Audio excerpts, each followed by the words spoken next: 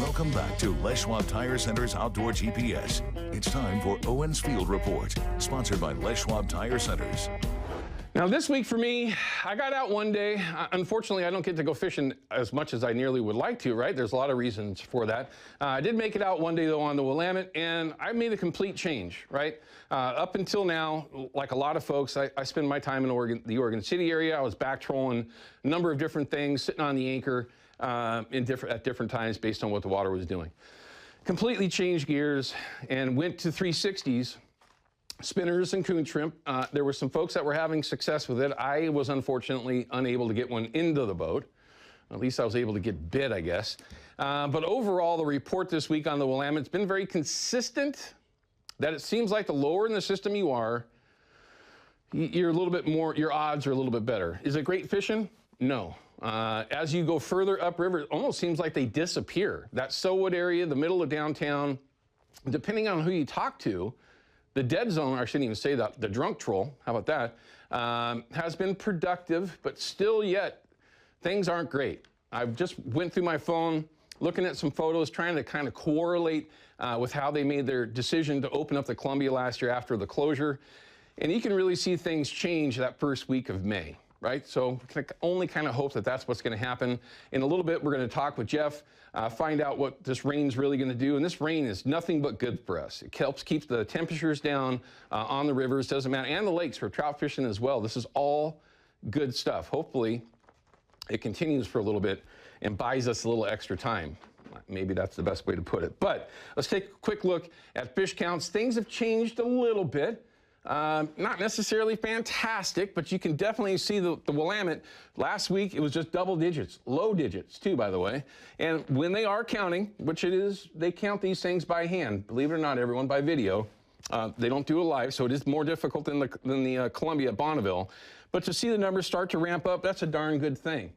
Fish are distributed throughout the river. They might be covering ground a little bit faster in that middle section, but at least the numbers are going up. And this is what, for all those folks that are asking questions about the Columbia, this is why these questions are coming in. That's your segue to the Bonneville Dam number. There you go. Just this past, on the 20th, things started to change. You can see that the numbers were ramping up, and yesterday, seeing 2362. Now, we're not going to get to the 10-year immediately. We've got a couple things to get to, but we're going to get to that. That number, that's a darn good thing to see. Is this what we have to have? We need to have this number for a while.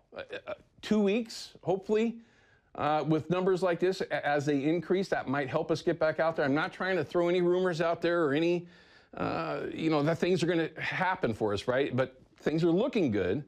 But again, we'll get to that in just a second. Let's take a look at river levels. Nothing too rocket science here. I mean, the Willamette is low. Tides are really having an effect out there, and the tides have been the difference between good bites and bad bites, right?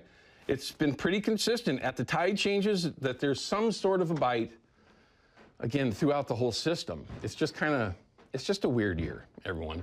Turbidity on the Willamette is, I mean, clear. I mean, it's just gin clear. Keep that in mind when you're chasing some fish around. It doesn't necessarily mean that you have to change your baits, this and that, but maybe changing colors up. A lot of folks are having success with stuffer baits. Doesn't matter if they're from Brad's or Yakima Bait or from Hawk and Fishing. Those stuffer baits have been very productive this week as well. So, I mean, there's just a lot of options that are out there. So colors may be something to look into if you're into that kind of stuff.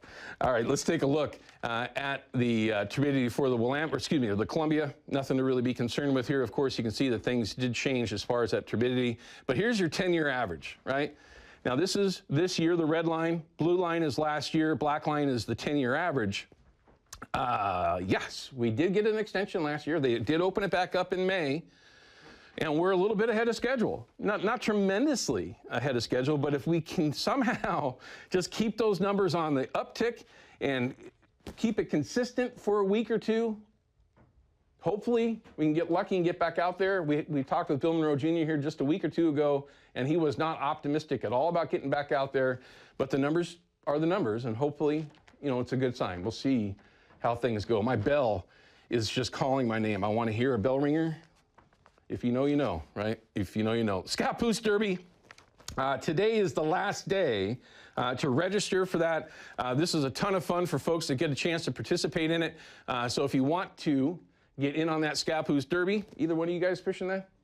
No. You can, though. Get out there and have some fun, and just a great group of people when you get out there. It's the giveaway for Procure. The winner, see, I paid attention this week for those that are always asking. Jerry E. was the winner. I didn't get the last name, but Jerry E. was the winner for this week, or excuse me, for this past week. If you want to win, send Jason an email over there at Procure, and you'll have a chance to win that prize pack for this week. Now, let's find out how much rain we really are going to get.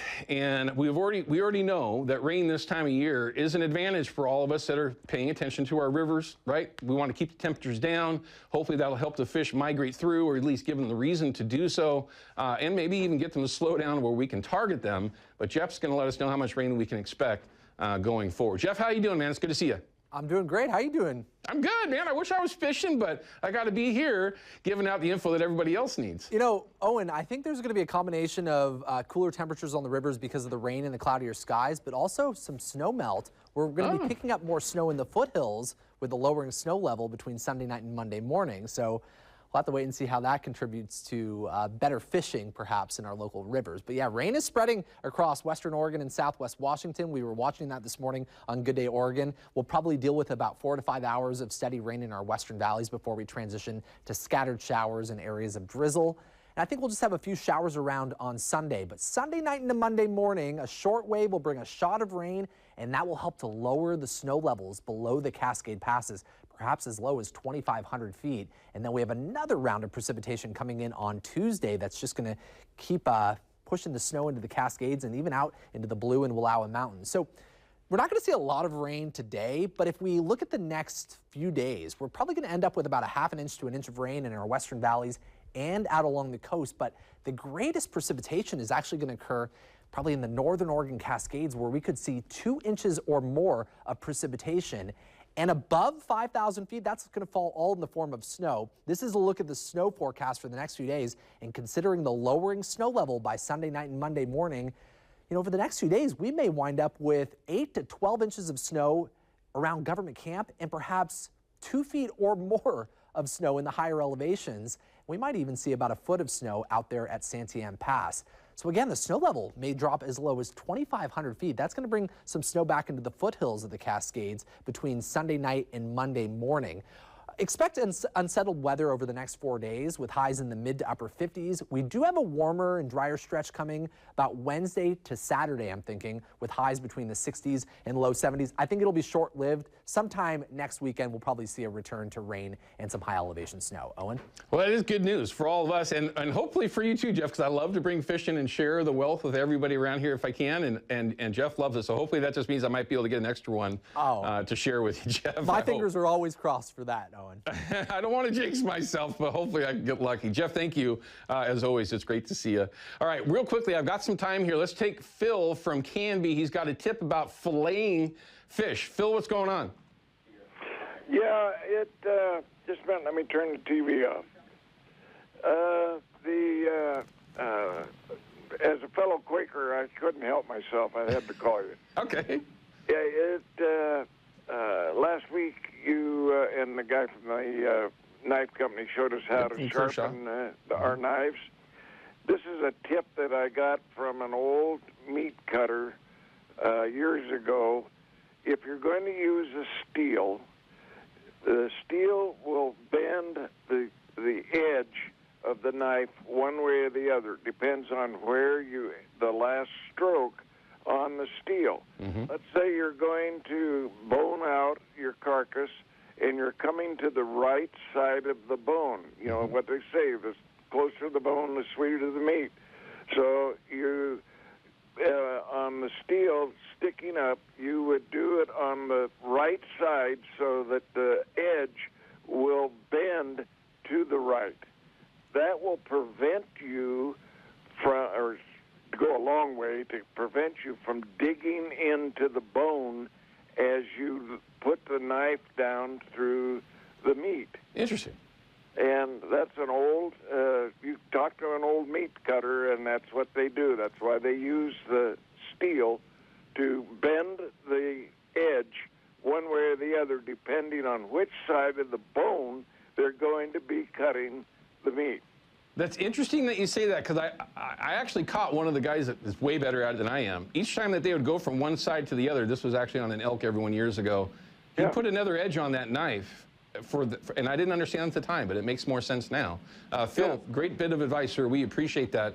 Have yourself a great week, and go Quakers, or at least what used to be known as Quakers these days. It's 2024. They've changed everything. All right, everyone, don't go anywhere. When we come back, we're going to have Nick Popoff, Big Dave here, talking about an app that they have just recently come up with for all of us fishermen, fisherwomen, fisher people here in the Northwest. It's called the Catch Zone, and it's very similar to what we're all very familiar with on X. So let's check that out when we come back from this break. Don't go anywhere. Outdoor GPS is brought to you by P-Line, because we fish, by Hawken Fishing, perfection in fishing gear, and by Haxton's Canvas and Upholstery, the trusted name of the Pacific Northwest.